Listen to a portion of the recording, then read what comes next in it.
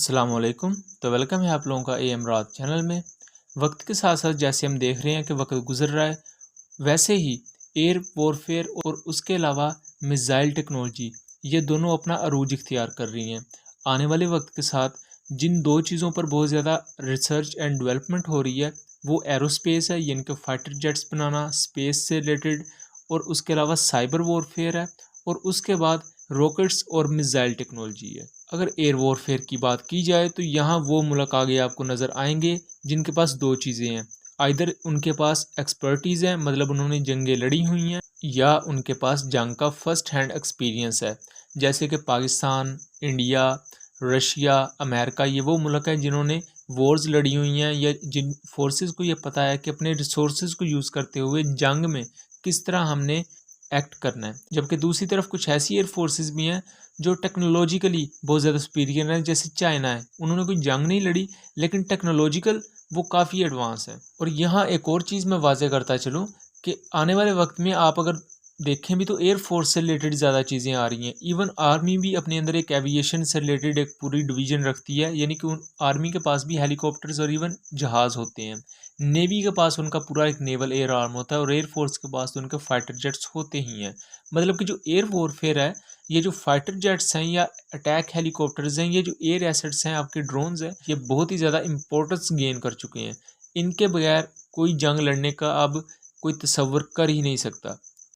और आज के इरा में अगर कोई ये समझता है कि वो एयर पावर में अपनी डोमिनेंस गेन किए बगैर कोई जंग जीत जाएगा या कोई स्कर्मिश जीत जाएगा, तो ये दीवाने का ख्वाब है। अब यहाँ चाइना के लिए कुछ प्रॉब्लम्स हैं, जिसका सॉल्यूशन उसे पाकिस्तान एयरफोर्स के थ्रू, और उसके लिए उसने कुछ नए हल भी निकाले हैं। और यही वो एक वीक पॉइंट है जहाँ चाइना इंडिया से मार खा सकता है। इस पर तफसील से बात करें तो चाइना रिसेंटली वेस्टर्न मालिक से पायलट्स को अपने यहाँ हायर कर रहा है, यानी कि जो वेस्टर्न मालिक के मुख्तलिफ इंस्ट्रक्टर्स हैं और मुख्तलिफ फाइटर पायलट्स हैं, चाइना उनको पैसे देकर अपने मुल्क में बुला रहा है। अब वो पायलट्स आके चाइनीज़ पायलट्स को जहाज़ उड़ाना तो ज़ाहिर बात सिखाएंगे नहीं, क्योंकि जहाज़ उड़ाना तो चाइनीज़ पायलट्स को भी आता है। लेकिन चाइना की यहाँ बेसिक कमज़ोरी क्या है कि चाइना के पास टेक्नोलॉजी तो बहुत अच्छी है। उनके पास J-20 फिफ्थ जनरेशन एयरक्राफ्ट है, बहुत ज़बरदस्त हैं। उनके पास J-15s हैं, J-11BG जैसे फोर्थ प्लस जनरेशन जहाज़ हैं, J-16s हैं, J-10C हैं। लेकिन उनके पास कोई ऐसी टैक्टिक नहीं है जिससे वो अपने दुश्मन को टक्कर दे सकें। जब तक आपको अपने दुश्मन की हिकमत अमली या उसके टैक्टिक्स का नहीं पता, तब तक आपका दुश्मन आपके लिए ख़तरा ही रहता है। अब ये चीज़ पाकिस्तान इंडिया के मामले में ऐसी नहीं है, क्योंकि पाकिस्तान और इंडिया आपस में कई जंगें लड़ चुके हैं। पाकिस्तान इंडिया को दोनों को एक दूसरे की कमियों या खूबियों या खामियों का एक हद तक अंदाज़ा है, और दोनों एयर फोर्सेस या दोनों मिलिट्रीज़ एक हद तक वॉर में चूंकि अपना वक्त गुजारा है, सो वॉर का जो एक्सपीरियंस है वो दोनों कंट्रीज़ के पास है, जिसकी वजह से कम रिसोर्सेज होते हुए भी अपने आप को किस तरह मैनेज करना है, ये इंडिया पाकिस्तान बेहतर जानते हैं चाइना की निस्बत। अब यहाँ एक फ्रेंच पायलट, इसका नाम डैनियल एडमंड था, इसे ऑस्ट्रेलिया में गिरफ्तार कर लिया गया, और इस पर इल्ज़ाम क्या है कि चाइना में काम करता था, मतलब कि चाइनीज़ पायलट्स को ट्रेनिंग देता था। और चाइना ट्रेनिंग क्यों चाहता है वेस्टर्न मुल्क से? चाइना ने सिर्फ फ्रांस के ही पायलट्स नहीं मंगवाए, बल्कि मुख्तलिफ रिपोर्ट्स के मुताबिक उसने वेस्टर्न यानी ब्रिटेन से भी कुछ पायलट्स को मंगवाया, और वेस्ट में जो मुख्तलिफ पावरफुल एयर फोर्सेज हैं उनके पायलट्स को अपने मुल्क में हायर किया। रिसेंटली अगर बात की जाए तो पैसिफिक ओशन में अमेरिका के इत्तहादियों के साथ जर्मन एयरफोर्स के यूरोफाइटर टाइफून्स ने वॉर एक्सरसाइजेज की थी, और जर्मनी ने यह भी कहा था कि हम आने वाले वक्त में पैसिफिक ओशन, यानी कि जहां चाइना और ताइवान के आपस में कॉन्फ्लिक्ट और क्राइसिस चलते हैं, हम वहां अपना एक रोल प्ले करेंगे। अब पहले तो वहां अमेरिका मौजूद होता था, जिसकी वजह से चाइना एक अग्रेसिव पोजीशन पर होता था। लेकिन अब वहाँ अगर जर्मनी भी आ जाता है और कल को नेटो जैसे मुल्क दूसरे भी आ जाते हैं, तो चाइना के लिए बहुत बड़ी मुसीबत हो जाएगी। चाइना उनसे लड़ने के लिए अभी से ये तैयारी कर रहा है कि उन्हें कम से कम ये पता हो कि जो वेस्टर्न कंट्रीज़ हैं उनके फाइटर जेट्स की टैक्टिक्स क्या हैं। अब वेस्ट के पास बेहतरीन fighter jets euro fighter typhoons हैं, उनके पास F-35s भी हैं, और दूसरी तरफ अमेरिका जो सबसे बड़ा दुश्मन है, चूँकि वो भी वेस्ट के साथ बहुत सी एक्सरसाइजेज करता है, तो बहुत से इनके जो टैक्टिक्स हैं वो आपस में रिजेंबल करते हैं। सो अमेरिका के जो मेन वेपन्स हैं वो उनके F-16s हैं, FA-18s हैं, F-35s हैं।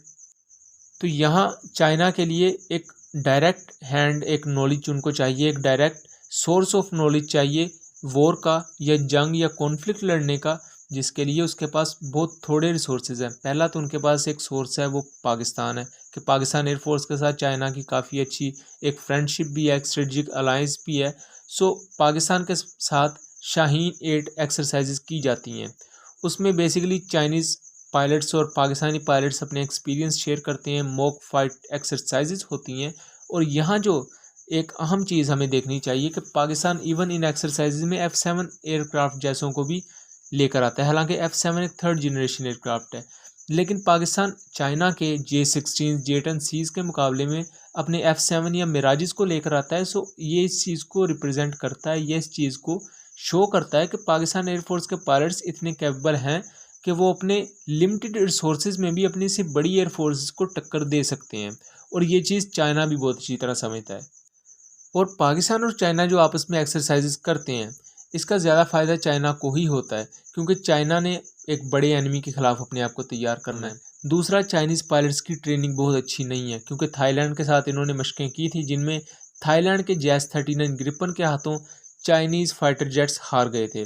उसके बाद 2021 में चाइनीज़ एयरफोर्स के ऑफिशियल्स ने ये रिपोर्ट किया कि 2 फाइटर जेट्स उड़ाए गए, एक को चाइनीज़ पायलट उड़ा रहा था, जबकि एक को AI यानी कि कंप्यूटर सिस्टम या आर्टिफिशियल इंटेलिजेंस के थ्रू उड़ाया जा रहा था।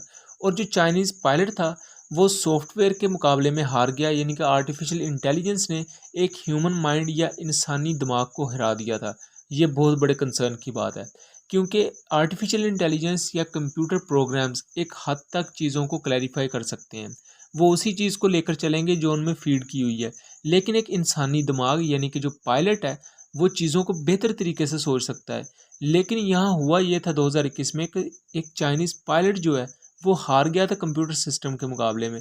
तो ये चाइनीज़ एयरफोर्स के पायलट्स की जो ट्रेनिंग है उस पर सवालिया निशान उठाता था। जबकि दूसरी तरफ पैरेलल चाइनीज़ एयरफोर्स पाकिस्तान के साथ मशक़ें करती है कि उन्हें भी मुख्तलिफ वॉर टैक्टिक्स का पता हो, मुख्तलिफ टेरिटरीज़ पर किस तरह उड़ना है हमने, मुख्तलिफ मनूवर्स को हमने किस तरह परफॉर्म करना है। क्योंकि नॉर्मल आप मनूवर्स परफॉर्म कर रहे होते हो, फ्रेंडली एक्सरसाइजेज होती हैं, लेकिन जब आप किसी दूसरे मुल्क के साथ, जैसे कि चाइना अगर पाकिस्तान के साथ जब एक्सरसाइजेज करता है, वहाँ ऑब्वियसली मुख्तलिफ सिनेरियोज़ को फेस करना होता है। कई कबार आपका मिसाइल अप्रोच वार्निंग सिस्टम्स, उसके सिग्नल्स आपको मिलते हैं, रडार आपको वार्निंग्स देता है, तो उस दौरान आपको अपने जहाज़ को संभालना होता है। और यही चीज़ किसी भी पायलट के लिए एक मुश्किल चीज़ भी होती है और ट्रिकी भी होता है। इसी चीज़ में चाइना मार भी खाता है। अब चाइना ने उसके लिए पाकिस्तान को यूज़ करता है, ताकि पाकिस्तानी पायलट्स के थ्रू चाइना भी अपने पायलट्स को एक वॉर ट्रेनिंग दे सके। उसके बाद जब चाइना के पास अब ये एक और असाइनमेंट आ गई, या एक और उनके लिए मुश्किल खड़ी होगी कि वेस्टर्न कंट्रीज़ भी अब अगर पैसिफिक में आ रही हैं और दूसरी तरफ अमेरिका से लड़ने के लिए उन्हें मज़ीद बेहतर टैक्टिक्स चाहिए। उसके लिए उन्होंने वेस्टर्न पायलट्स को हायर किया, ताकि हम उनसे ही उन्हीं के फाइटर जेट के टैक्टिक्स सीखें, ताकि हम अपने दुश्मनों के ख़िलाफ़ एक तैयारी कर सकें। और ख़ास तौर पर चाइना जो अपना थर्ड एयरक्राफ्ट करियर लेकर आ रहा है, ये एयरक्राफ्ट करियर है कैटापल्ट लॉन्च सिस्टम को यूज़ करता, और फ्रांस के पास कैटापल्ट लॉन्च सिस्टम को यूज़ करने वाला एयरक्राफ्ट करियर मौजूद है। और चाइना फ्रेंच पायलट्स को अपने यहाँ हायर कर रहा है, ताकि पायलट्स को यानी कि उनके जो J-15 और FC-31 होंगे, उनकी ट्रेनिंग के लिए पायलट्स को इतना बेहतर बनाया जाए और उन्हें इतनी बेहतर ट्रेनिंग फीड करवाई जाए, या उन्हें इतने बेहतर टैक्टिक्स बताए जाएँ कि वो भी इन कैटापल्ट लॉन्च सिस्टम से बेहतर तरीके से फ्लाई कर सकें। ऑब्वियसली वो फ्लाई तो कर पाते होंगे, लेकिन जैसा कि मैंने बताया कि वॉर सिनेरियो में नॉर्मल आपने फ़्लाइट नहीं करनी होती, इसमें बहुत सी चीज़ें फिर आ जाती हैं और पायलट को अपने आप को काबू में रखना होता है। जबकि यही एक मैदान है जिसमें चाइना मार खाता है, यानी कि चाइना के पास जंग लड़ने का कोई एक्सपीरियंस नहीं है, चाइना ने कोई बड़ी जंग नहीं लड़ी। और दूसरी तरफ चाइना टेक्नोलॉजिकली बहुत एडवांस भी है।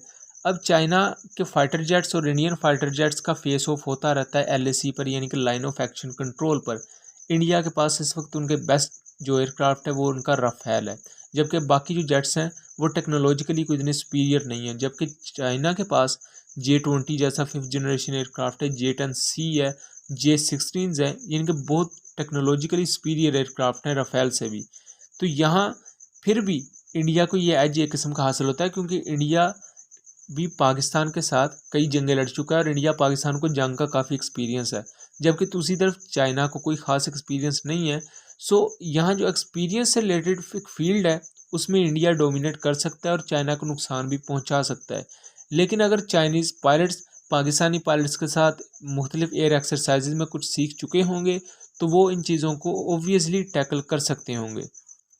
सेम एज़ आप एक्सपीरियंस या किसी भी पायलट की तजर्बाकारी को इस लिहाज से देख सकते हैं कि एक अगर जेट-एन-सी लिया जाए, उसमें एक चाइनीज़ पायलट को बिठा दिया जाए और एक दूसरा जेट-एन-सी लिया जाए और उसमें पाकिस्तानी पायलट को बिठा दिया जाए, तो दोनों में से परफॉर्मेंस किसकी अच्छी होगी?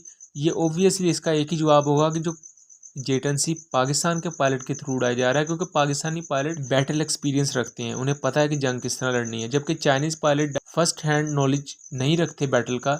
इस वजह से वो उतना ज़्यादा यूटिलाइज़ नहीं कर पाएंगे जेट-एन-सी की स्ट्रेंथ का और ऑब्वियसली वो जेट-एन-सी के असल पोटेंशियल को इस्तेमाल ही नहीं कर पाएंगे।